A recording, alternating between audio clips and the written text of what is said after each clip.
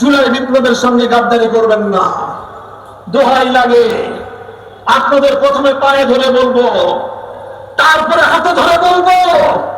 যদি পায়ে ধরে হাতে ধরে বললে কথা না শুনেন, ঘাট ধরতে আমাদের এতটুকু হাত কেটে উঠবে না।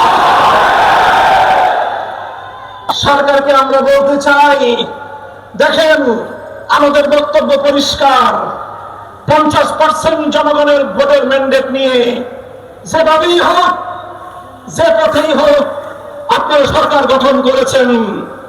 50% জনগণের সংসদ নির্বাচনে ভোট প্রদানের যে মর্যাদা এবং সম্মান রয়েছে, গণভোটে প্রায় 70% মানুষ যে হার ভোটে ভোট প্রদান করলো, সেই 70% মানুষের ভোটাধিকার নিয়ে যদি ছিনিমিনি খেলতে চান, ইতিহাস স্মরণ করিয়ে দিতে চাই আমি আপনাদেরকে। 1970-এর জাতীয় নির্বাচনের গণরায়ের সঙ্গে বিশ্বাসঘাতকতা করেছিল পশ্চিম পাকিস্তানিরা। পরিণামে মুক্তিযুদ্ধকে তাদের ফেস করতে হয়েছিল এবং বাংলার মানুষ মুক্তিযুদ্ধের মাধ্যমে স্বাধীনতা ছিনিয়ে এনেছিল।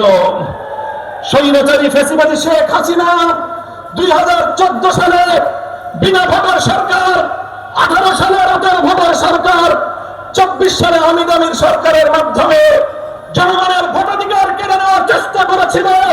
24 জুলাই বিপ্লবের মাধ্যমে শুধু ক্ষমতার বাস্তব নয়, বাংলার সীমানা থেকে সরকারের পরে গিয়ে পড়েছে।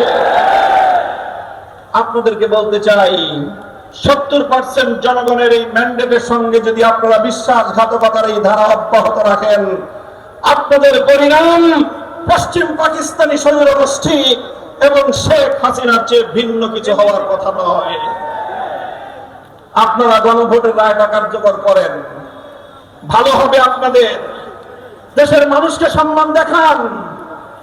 আপনারা আমাদের কথা শুনবেন এক সময়। তবে বাংলাদেশে একটা কথা আছে, একটা প্রাণীর কথা, যে পানি খায় তবে ঘোলা করে খায়। আমি সেই প্রাণীটার নাম বলতে চাইলাম না। আপনাদেরকে যদি প্রশ্ন করি, জানেন পানি ঘোলা করে কোন প্রাণী খায়?